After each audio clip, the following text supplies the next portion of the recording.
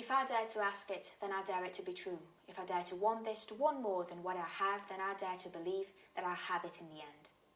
This inspiring quote serves as the first verse to the musical theme of the equally empowering 2017 movie The Battle of the Sexes.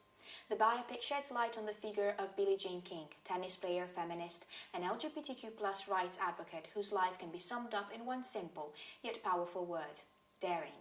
As in fearless, as in defying, as in bold, all terms usually chosen to describe one particular category of humans, the dreamers. They are scattered throughout both our history and our artistic heritage. However, one differentiation has to be made.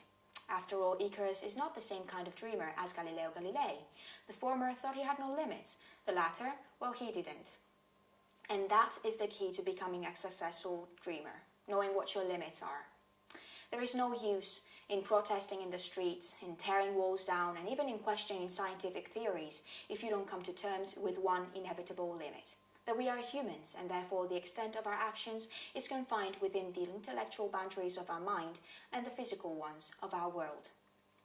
Now, I know that can sound extremely discouraging and distraining, but once you get down to it, you realize that you don't have to look that far beyond in order to find something that you're willing to change, and even managing to improve one apparently insignificant aspect of your life can turn out to be a very significant victory.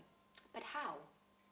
Well, if I were to raise awareness about a particular topic, I would choose as a medium art, in particular cinema.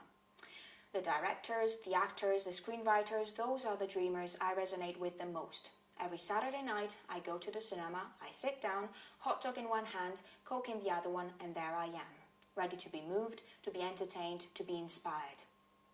And that's what happened on the night I watched The Battle of the Sexes. It made me want to scream from the rooftops the stories of the men and women who, in the early 70s, lighted the spark which led to the LGBTQ+ and feminist movements. What I'm interested in isn't the mere biography.